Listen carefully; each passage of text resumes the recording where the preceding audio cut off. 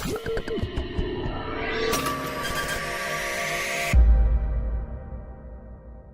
Children, இப்போ பார்க்க போகிற வீடியோ உங்களுக்கு பிடிச்சிருந்ததுன்னா லைக் பண்ணுங்கள், ஷேர் பண்ணுங்கள், கமெண்ட் பண்ணுங்கள், மறக்காமல் ஹைப் பண்ணுங்கள்.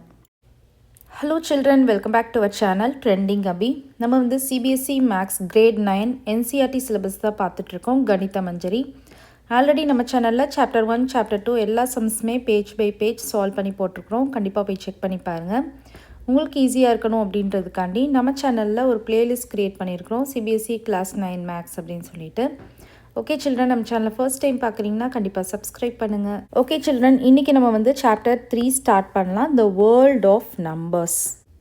நெக்ஸ்ட்டு கொஸ்டின் நம்பர் 4 பார்க்கலாம். A tailor has 15 3/4 metres of fine silk. Fine silk வச்சுருக்காங்க, இவ்வளோ மீட்டர்ஸ் வச்சுருக்காங்க ஒரு tailor. If making one kurta requires 2 1/4 meters of silk, exactly how many kurtas can he make?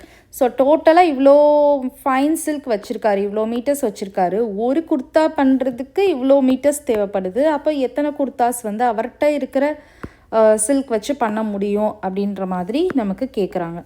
So ரொம்பவே சிம்பிளான concept தான். நம்ம cross product பண்ணுவோம், பார்த்துருக்கீங்களா? இப்போ ஒரு குர்த்தா பண்ணணுன்னா எவ்வளோ தேவை? 2 1/4 மீட்டர்ஸ் ஆஃப் சில்க் தேவை. அப்போது அவர்கிட்ட எவ்வளோ இருக்குது? 15 3/4 இருக்குது. 15 3/4 மீட்டர்ஸ் இருக்குது. அப்போது எவ்வளோ குர்த்தா அவரால் செய்ய முடியும் அப்படின்னு கேட்குறாங்க. ஸோ நம்ம அன்னோனை வந்து எக்ஸ்னு வச்சுக்கலாம்.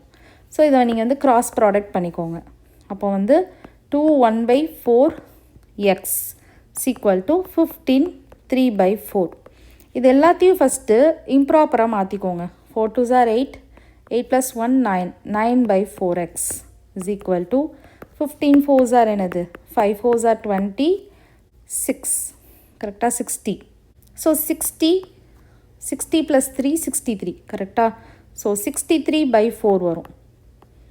இப்போ நமக்கு எக்ஸ் தான் வேணும். So X is equal to 63/4. இது ஆப்போசிட்டில் கொண்டு வரப்போ 4/9 ஆயிரும். இதை நீங்கள் வந்து கேன்சல் பண்ணுங்கள். 1 4 is 4, 1 4 is 4. 9 டேபிள் எத்தனை டைம்ஸ் வரும்?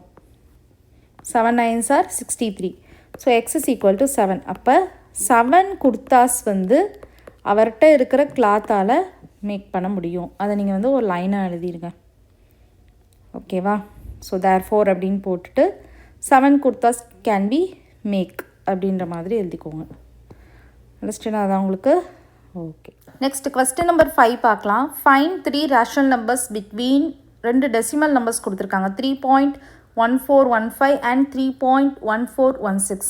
இது ரெண்டுக்கும் பிட்வீனில் இருக்கிற 3 ரேஷனல் நம்பர்ஸ் கேட்டிருக்காங்க. இது ரெண்டு அடுத்தடுத்த நம்பர், கரெக்டாக? ஸோ இதோட ரேஞ்சை கொஞ்சம் எக்ஸ்பேண்ட் பண்ணிங்க அப்படின்னா நீங்கள் வந்து எடுக்க முடியும், கண்டுபிடிக்க முடியும்.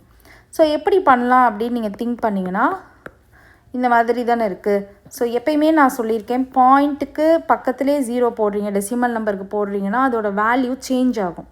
இது பாயிண்ட்டுக்கு அப்புறம் உள்ள டிஜிட்ஸ் எல்லாம் இருக்குது, அதுக்கு லாஸ்ட்டாக ஃபைனலாக எண்டிங்கில் இங்கே 0 போடுறீங்க அப்படின்னா இந்த நம்பரோட வேல்யூ சேஞ்ச் ஆகாது. ஏன்னா 0க்கு வேல்யூ இருக்காது இந்த இடத்துல போட்டிங்கன்னா. இது நீங்கள் பாயிண்ட்டு பக்கத்தில் போடுறீங்க, இல்லை நம்பர்ஸ்க்கு பிட்வீனில் போட்டிங்கன்னா சேஞ்ச் ஆயிரும். அப்போ அதே மாதிரி 2 நம்பர்ஸையும் நான் போட்டேன்னா இதோட வேல்யூ வந்து நம்மளால் எக்ஸ்பேண்ட் பண்ண முடியும். இப்போ இந்த மாதிரி வரும், கரெக்டாக? அப்போது 50க்கும் 60க்கும் நடுவில் நமக்கு 10 நம்பர்ஸ் கிடைக்கும். அப்போ நீங்கள் ஈஸியாக என்ன பண்ணிடலாம்? 3 நம்பர்ஸ் வந்து எழுதிடலாம். ஸோ 3.14151, 3.14152. ரேண்டமாக கூட நீங்கள் பிக் பண்ணி ஆன்சர் எழுதிக்கலாம், இல்லை வரிசையாக எழுதுனால எழுதிக்கலாம். 53. ஸோ இந்த மாதிரி 54 55 56 57 58 59 வரைக்கும் நீங்கள் எந்த 3 நம்பர்ஸ்னாலும் ஆன்சரில் எழுதிடலாம். அதை 3 ரேஷனல் நம்பர்ஸ் ஆர் அப்படின்னு போட்டுட்டு. ஸோ இந்த இடத்துல ஸ்டார்டிங்கில் நீங்கள் வந்து ஒரு ஸ்டெப் மாதிரி எழுதிக்கோங்க. என்ன எழுதலாம் அப்படின்னா, add a decimal digit